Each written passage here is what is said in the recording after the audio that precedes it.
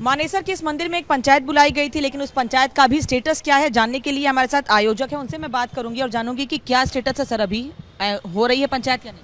पंचायत का धारा 144 प्रशासन की तरफ से, और सुबह से ही हमारे से फ़ोन पर भी बात हो रही थी। मैं इससे पहले कुछ बताऊं पंचायत के बारे में, पहले ये कहना चाहता हूं कि सरकार और प्रशासन को नूह में देखना था। ये जो आज यहाँ पर सख्ती की जा रही है, ये अगर सख्ती नूह में की जाती और ये संज्ञान में इस तरह की सुरक्षा व्यवस्था अगर वहाँ की जाती पहले से, तो ये नौबत ही नहीं आनी थी। एक बात। दूसरा, पंचायत के बारे में इतना सख्त आज प्रशासन है, धारा 144 भी बता रहे हैं।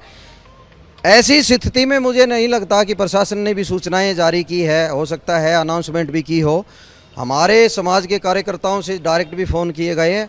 हम भी चाहते हैं कि समाज में या हमारे यहाँ ऐसी कोई घटना ना हो कि जिससे मामला गड़बड़ हो, और हमने आपस में समाज के साथ विचार विमर्श करने के लिए समाज के कुछ लोगों को बुलाया था।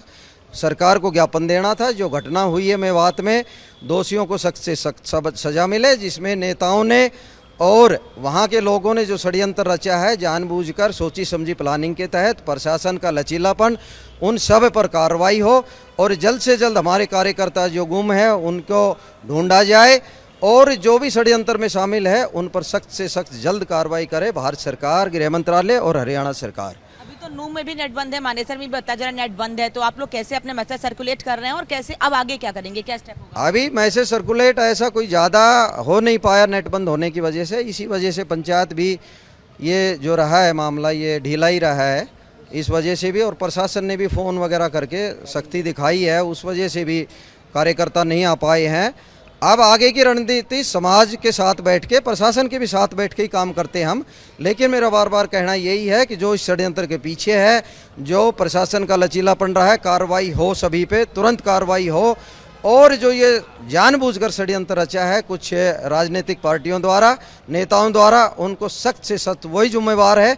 उनके विधानसभा के भी स्टेटमेंट्स हैं, उनके समाज में, उनके एरिया से भी स्टेटमेंट आई है कि ऐसा होगा तो ऐसा करेंगे, यहाँ आएंगे तो ये कर देंगे। किसी की कोई जगह नहीं है देश भर में, हर नागरिक की हर जगह है, जहाँ भी जाना हो वो जा सकता है, उसका संवैधानिक अधिकार है।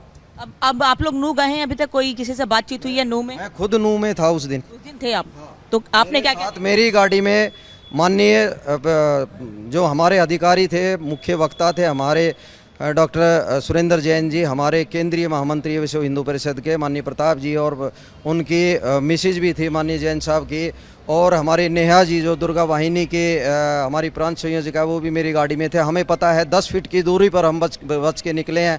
हमारे मुख्य वक्ताओं की, जो हमारे मुख्य अधिकारी थे, उनकी गाड़ी जो मैं चला रहा था वो भी फूंक दी गई है। तो आप अंदाज़ा लगा सकते हो कि उनके लिए कितना खतरा था और उनको हमने कैसे बचाया। अपने अधिकारियों को टारगेट पर थे, वो पूरी सोची समझी प्लानिंग थी कि हमारे अधिकारियों को और हमारे जो भी वहाँ पर यात्रा में गए थे उनको सबको, सारे के सारे 5-6 हज़ार जितने भी हमारे हिंदू यात्रा में शामिल थे, सबको एक षड्यंत्र के तहत सबकी हत्याएं करने का बड़ा षड्यंत्र था।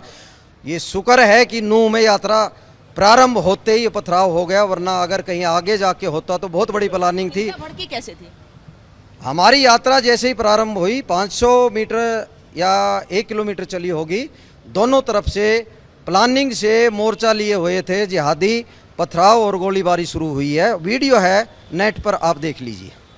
अभी आगे आप लोग जैसे कह रहे हैं कि आगे और बातचीत करेंगे, प्रशासन से कोई नाराजगी है आप लोगों की? नाराजगी मेरा इतना ही है, नूह का इतना बड़ा मामला जो हुआ है ये प्रशासन के लचीलापन की वजह से, और सरकार ने पहले सोचना था इसके बारे में। एक मिनट रुको, 1 मिनट लंबरदार पीछे, 1 मिनट रुक जा जी। कहाँ बन रहा है, कहाँ 2500 की सुरक्षा? पिछली बार जो प्रशासन था उसकी हम प्रशंसा करना चाहते हैं कि चप्पे चप्पे पर पुलिस थी, पूरी व्यवस्था थी। अब की बार पुलिस जैसे ही पथराव शुरू हुआ है, नदारद कोई कहीं मिला ही नहीं। अच्छा, बीएचपी कह रही है कि एक बार फिर से वैसे जलाभिषेक यात्रा वैसे ही यात्रा करेंगे, प्रशासन से अनुमति मिली नहीं है, इतना बड़ा ऐलान कैसे कर दिया आपने? ये हमारे अधिकारी ही बताएंगे, जो वो बता रहे हैं वैसी हम उनके साथ काम करेंगे, जो वो कहेंगे। बिल्कुल, जो हमारे संगठन तय करेगा, हमारे अधिकारी तय करेंगे, बिल्कुल करेंगे, चाहे कुछ भी हो जाओ।